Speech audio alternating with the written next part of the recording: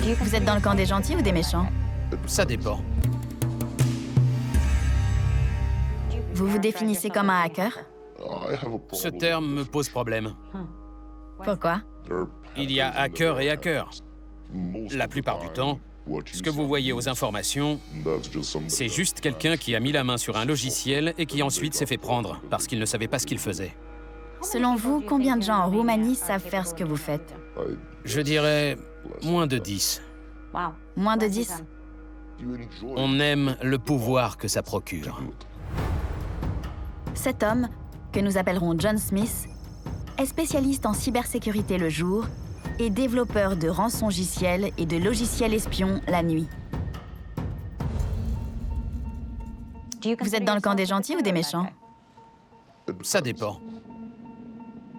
Si je suis ici, sur cet ordinateur, je m'occupe de la sécurité des entreprises. Et si je suis ailleurs, je prends un portable et je m'amuse. Là, je suis dans l'autre camp. Celui des méchants. Pouvez-vous me parler des attaques de rançongiciels? C'est juste du chantage. Il faut juste trouver le moyen de rentrer dans le système. Et ensuite, il suffit de crypter tous les ordinateurs. C'est le jeu. On efface la clé de cryptage et on la garde. S'il paye la rançon, on la rend. Ou pas. Ok.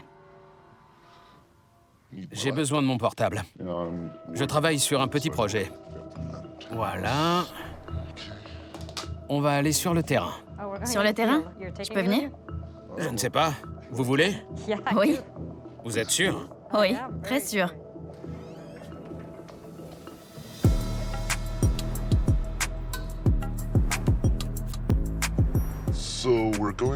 On va devant le siège d'une entreprise de service public pour voir ce qu'elle a comme infrastructure sans fil. Je veux voir si son système est sécurisé ou non. Là, j'ai un amplificateur Wi-Fi longue portée. Bon sang, la police. Vous voulez aller ailleurs? On se rabat sur le site secondaire. C'est louche. Il faut qu'on s'en aille. Ce n'était pas la police, mais les renseignements roumains.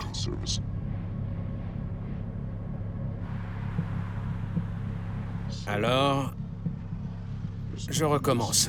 Déjà que j'étais stressée, là, je suis super stressée. Vous essayez de repérer une vulnérabilité pour pénétrer le réseau Wi-Fi sans mot de passe? C'est la première fois de ma vie que j'assiste à un piratage. L'entreprise, c'est l'immeuble en verre juste à côté de nous? Oui, c'est là. Ce que John tente aujourd'hui en Roumanie est répliqué au quotidien partout dans le monde, avec parfois des conséquences graves. Bonsoir, merci de nous suivre. Nous commençons avec la cyberattaque qui a mis à l'arrêt le plus grand oléoduc des États-Unis.